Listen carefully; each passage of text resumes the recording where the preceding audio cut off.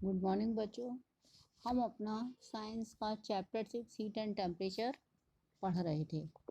इसमें हम आज पढ़ेंगे इफेक्ट्स ऑफ हीट कि हीट के क्या प्रभाव होते हैं। When heat energy is absorbed by a body, various changes can happen as a result. जब कोई भी बॉडी हीट को क्या करती है, एब्जॉर्ब करती है, ऊष्मा ऊर्जा को अपने अंदर एब्जॉर्ब करती है। दीज चेंजेस आर, तब ये चेंजेस होते हैं। First number, heat causes temperature to rise. Heat के कारण, ऊष्मा के कारण टेम्परेचर बढ़ता है। When a body absorb heat, जब एक बॉडी हीट को एब्जॉर्ब करती है, इट मोलिक्यूल्स गेन एनर्जी। इसके जो अणु होते हैं वो एनर्जी को गेन करते हैं। As a result the temperature of the body rises. इसका रिजल्ट क्या होता है, बॉडी का टेम्परेचर बढ़ता है and the body becomes hot, और बॉडी गर्म हो जाती है। Heat causes changes of state of matter. Heat की वजह से पदार्थ की अवस्था में भी परिवर्तन होता है, स्टेट ऑफ मैटर होता है, चेंज होता है। When A substance is constantly heated, जब कोई भी सब्सटेंस लगातार गर्म होता है, हीटेड होता है, टेम्परेचर राइज, उसका टेम्परेचर क्या होता है, टेम्परेचर बढ़ता है। आफ्टर ए सर्टेन पॉइंट, एक निश्चित पॉइंट पे जाकर the temperature stop rising any further, मतलब जो टेम्परेचर होता है एक पॉइंट पे जाके बढ़ना रुक जाता है और कुछ आगे। And the substance take up the heat of change its state with the absorption of heat, a solid change into liquid and a liquid into gas। तो मतलब एक सर्टेन पॉइंट पे जाके वो राइजिंग होना बंद हो जाता है टेम्परेचर, और जो पदार्थ होता है उसकी हीट ऑफ चेंजेस स्टेट जो है वो एब्जॉर्ब करना बंद कर देता है अपनी, मतलब उस अवस्था को, पदार्थ के अवशोषण के लिए heat of change with the absorption और हीट लिमिट में ही उस हीट को एब्जॉर्ब करता है। ए सॉलिड, जिससे क्या होता है, ए solid change into liquid. Solid किस में चेंज हो जाता है, लिक्विड में, लिक्विड गैस में चेंज हो जाता है। On heating ice melt into water, गर्म करने पर आइस क्या होता है, मेल्ट हो जाती है वाटर में। एंड ऑन फर्दर, और आगे क्या होता है, हीटिंग और ज़्यादा तेज गर्म हो, this water change into water vapour, और ये पानी क्या होता है फिर वाटर वेपर में चेंज हो जाता है। The molecules of solid are closely packed, जो उसके अणु होते हैं सॉलिड के वो क्लोजली टाइटली पैक्ड होते हैं। एज हीट इज अप्लाइड, जब हीट गर्मी होती है वहाँ अप्लाइड होती है तो दे गेन एनर्जी, वो एनर्जी प्राप्त करते हैं। एंड स्टार्ट वाइब्रेटिंग फास्टर, और तेजी से काम करना शुरू कर देते हैं। After some time this energy becomes so high, कुछ देर बाद ये एनर्जी इतनी हाई हो जाती है that they start moving away from each other, तो वो एक दूसरे से दूर भागने लगते हैं। And we see the solid melting, और हम क्या देखते हैं, सॉलिड मेल्ट हो रहा है। Most substances mould melt on heating, ज़्यादातर सब्सटेंस मेल्ट होते हैं गर्म करने पर, हीट करने पर। Substances melt eight there melting point, जो सब्सटेंस, कोई भी जो तत्व होते हैं जो मेल्ट होते हैं, मेल्टिंग पॉइंट पर आके, गलनांक पॉइंट पर आकर वो गलने शुरू हो जाते हैं। The melting point of a substance is the constant temperature at which the substance change from solid to liquid.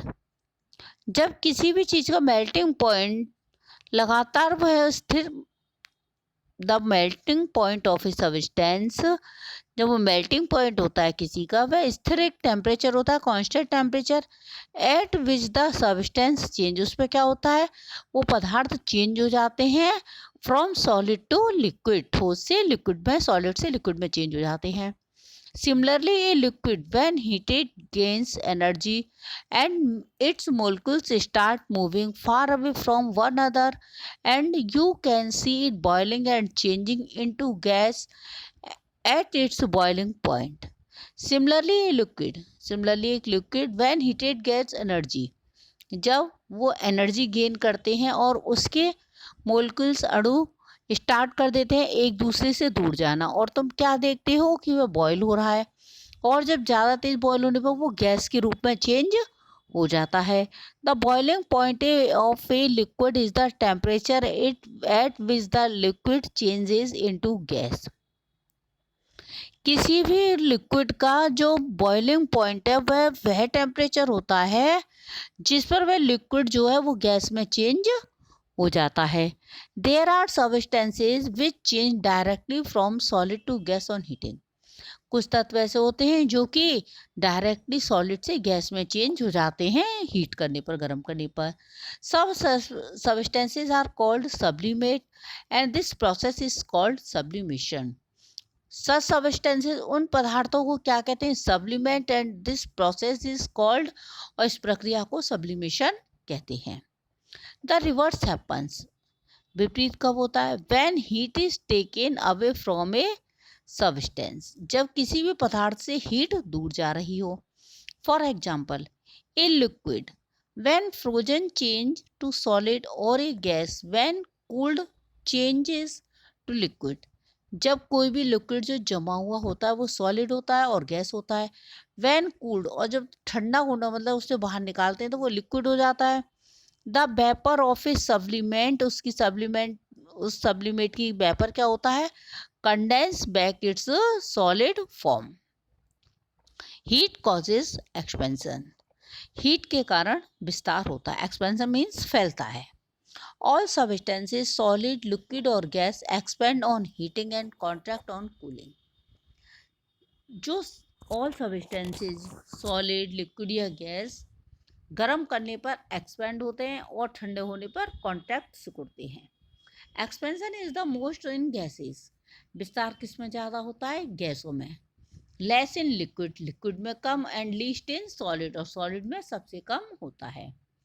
Also different substances expand to different extent, हालांकि अलग अलग जो पदार्थ होते हैं वो अलग अलग ही हद तक फैलते हैं।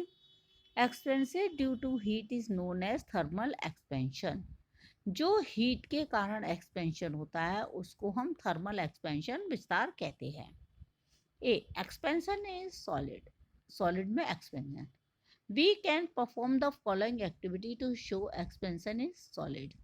हम इस एक्टिविटी के जरिए देख सकते हैं कि किस तरीके से सॉलिड में एक्सपेंशन होता है। Expansion in liquids, you know that the molecules of a liquid are not so firmly bound to each other as a solid। आप ये जानते हैं कि लिक्विड के जो मोलिकुल्स अणु होते हैं वो उतने टाइट फर्मली बंधे नहीं होते हैं जितने कि एक सॉलिड के होते हैं। Therefore on heating their vibrate increase more than the vibration of molecules of solids। तो गर्म करने पर वो ज़्यादा फैलते हैं जितने कि एक सॉलिड की अपेक्षा लिक्विड के ज़्यादा फैलते हैं। The result is that, result क्या होता है? Liquid expand more then solid on heating. गर्म करने पर जो लिक्विड होता है वो सॉलिड की अपेक्षा में ज़्यादा फैलते हैं। If the experiment is conducted using different liquid, अगर अलग अलग ये एक्सपेरिमेंट लिक्विड पर डिफरेंट तरीके से कंडक्ट किया जाए, such as kerosene and oil, जैसे कि कैरोसिन और oil, it is found that the amount of expansion is different in different liquid for the same increase in temperature. अगर ये डिफरेंट लिक्विड पे किया जाए, कैरोसिन या ऑयल पर, तो हम क्या देखते हैं कि ये विस्तार जो होता है, इसका एक्सपेंशन होता है वो डिफरेंट होता है डिफरेंट लिक्विड पर, सेम इंक्रीज इन टेम्परेचर, उसी टेम्परेचर पर ये अलग अलग ढंग से एक्सपेंशन होता है। Expansion in gases, on heating a gas the vibration of its molecules increase. गर्म करने पर गैस के वाइब्रेशन, जो अणु होते हैं वो फैलते हैं। Since the molecules are not bound to each other at all, the average distance between the molecules increase considerably। जो गैस के अणु होते हैं वो बिल्कुल भी बाउंड नहीं होते आपस में, वो एक दूसरे से फैले हुए होते हैं। इसलिए क्या होता है, अणुओं के बीच की जो होती है दूरी वो भी काफ़ी बढ़ जाती है। Hence the expansion will be more in case of gases than liquids or solids। तो उसके मतलब फिर क्या होता है, hence the expansion will more, expansion ज़्यादा होता है इन गैस में लिक्विड और सॉलिड की अपेक्षा।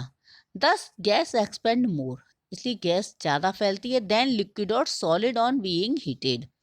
गैस ज़्यादा फैलती है बजाय लिक्विड और सॉलिड को गर्म करने पर। Expanded expansion around us, expansion हमारे जो चारों ओर होता है। The expansion of solid can be put to use, उस विस्तार को जो एक्सपेंशन को हम यूज भी कर सकते हैं।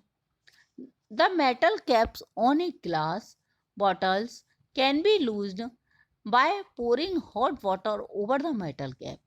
The metal cap expand on heating and loosens. तो हमने ये देखा है कि किसी भी कांच की बोतल पर कोई उसका मेटल का ढक्कन जो लगा हुआ होता है वो कभी कभी टाइट हो जाता है।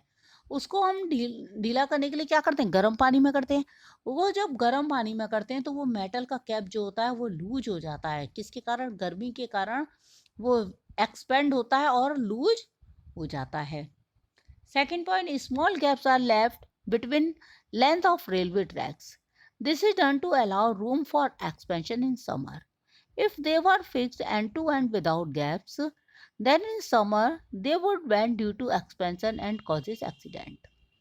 ये हमने देखा है कि रेलवे जो लाइन ट्रैक बिछे होते हैं इनमें थोड़ा थोड़ा गैप होता है। दिस इज डन, क्यों, ये क्यों होता है, क्योंकि समर में ये जब ये एक्सपेंड होते हैं, जब ये फैलते हैं तो उसके लिए जगह चाहिए। इफ दे वर फिक्स्ड, अगर इनको विदाउट गैप के इनको फिक्स कर दिया जाएगा तो देन इन समर, तो समर में क्या होगा, इनको फैलने के लिए जगह चाहिए। जब जगह नहीं होगी तो ये बेंड हो जाएंगे, मुड़ जाएंगे एंड कॉजेज एक्सीडेंट, और एक्सीडेंट का रीजन बन जाएंगे। Third, the automatic fire alarm system uses the fact that different solids expand by different amounts of heating. The alarm contains two metal strips, one of iron and other of the brass, firmly bolted together. The automatic fire alarm system होता है, use होता है, उसमें क्या होता है, इस तथ्य का उपयोग करता है कि अलग अलग जो इन दैट डिफरेंट सॉलिड, अलग अलग जो सॉलिड हैं वो अलग अलग मात्रा में फैलते हैं गर्म करने पर। तो अलार्म में क्या होता है, दो मेटल स्ट्रिप्स होती हैं, दो मेटल की स्ट्रिप्स होती हैं। वन ऑफ आयरन, एक आयरन की होती है, एंड सेकंड ब्रास की होती है, फर्मली बोल्टेड टुगेदर, और ये एक साथ में ही बंधी रहती हैं, जुड़ी हुई रहती हैं। Brass expand more than iron on heating, गर्म करने पर ब्रास ज़्यादा फैलती है, आयरन कम फैलता है। Therefore when this bimetallic strips get heated, because the fire is bent on the side of iron. As it bends, the circuit of the electric bell is completed. The bell starts ringing to give the alarm. As the fire is put out, the strips get cooled and straightens again. This causes the circuit to break the switching of the alarm.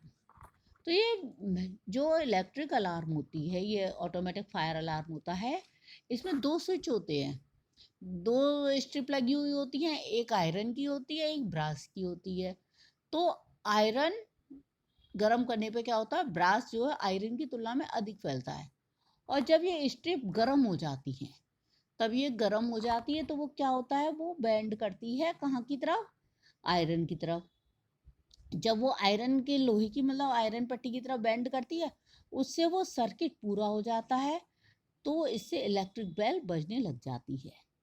तो जब circuit पूरा हो गया और जब आग बुझा दी जाती है तो ये स्ट्रिप ठंडी हो जाती है। ठंडी होने पर क्या होता है, फिर से वो वहाँ से सीधी हो जाती है, पट्टी सीधी हो जाती है, तो वो सर्किट टूट जाता है, पूरा नहीं होता है, तो अलार्म बजना बंद हो जाता है। 4. Girders that support iron bridges are kept on rollers that are mounted on pillars. This is done because the griders expand on heating, on contact, on cooling. If they were fixed at both ends in the walls of the pillars, then during expansion in summer, they would break the pillars and the bridge would fall collapse. जो ये लोहे के पुलों को हम जोड़ते हैं, bridge बनाते हैं, तो वहाँ पर माउंटेन पर प्लट्स लगे हुए होते हैं। दिस इज डन, ये प्लट्स ये क्यों होते हैं, क्योंकि द ग्राइडर एक्सपेंड, जो लोहे के जो रॉड होती हैं, लोहे के खंभे जो होते हैं, ये फैलते हैं, गार्डर गर्म होकर फैलते हैं, और ठंडे होने पर ये क्या होता है, सिकुड़ते हैं। If they were fix at both and in the wall, अगर इनको दीवारों पर, पिलर्स की दीवारों पर दोनों तरफ से टाइट करके फिक्स कर दिए जाते हैं, तो ये क्या होता है, तो गर्मियों में then during expansion in summer, तो ये गर्मियों में क्या होगा, एक्सपेंशन होंगे। They would break the pillars, और वो पिलर्स को तोड़ देंगे। एंड द, इसकी वजह से क्या होगा, ब्रिज वुड फॉल, या तो ब्रिज गिर जाएगा या वो कॉलप्स, उसमें दरारें आ जाएंगी। In summer electric cables between two poles expand and sag, गर्मियों में क्या होता है, जब ये दो खंभों पर इलेक्ट्रिक केबल लगी रहती हैं, ये फैलती हैं और ढीली हो जाती हैं। In winter they contract and become taught, और विंटर में क्या होता है, ये सिकुड़ती हैं और टाइट हो जाती हैं, तने हुए हो जाते हैं। If cables are laid in summer, अगर ये केवल गर्मियों में डाली जा रही है, they must be left at a little loose to allow for contraction during winter, तो इनको थोड़ा सा लूज छोड़ देना चाहिए, क्योंकि ये विंटर में जब कॉन्ट्रैक्ट होंगी, जब ये सिकुड़ेंगी, तो उसके लिए हमको जगह चाहिए। If this is not done, अगर हम ये ऐसा नहीं करते हैं, they may break on contraction in winter, तो ये कॉन्ट्रैक्शन विंटर में, कॉन्ट्रैक्शन के दौरान ये टूट जाएंगी। When very hot liquid is poured in glass tumbler, जब एक कांच के ग्लास में बहुत गर्म लिक्विड डाला जाता है, द टम्बलर समटाइम क्रैक, वो ग्लास कभी कभी टूट जाता है। दिस इज हैपन, ये क्यों होता है, because the inner wall gets heated first, क्योंकि अंदर की जो दीवार होती है वो हीट जल्दी गर्म होती है एंड एक्सपेंड, और फैलता है, but the outer wall remains unchanged, और बाहर की जो उसका होता है वो ऐसे ही रहता है। The result stain crack the glass, result क्या होता है, वो ग्लास चटक जाता है। दीज डेज, लेकिन इन दिनों में, however special type of glass which expand very little, लेकिन आजकल जो ग्लास आ रहे हैं वो बहुत कम फैलते हैं, उसमें चाहे कितना भी गर्म डाल दो, due to their low expansion, कम फैलने के कारण दे डू नॉट क्रैक, वो नहीं टूटते हैं।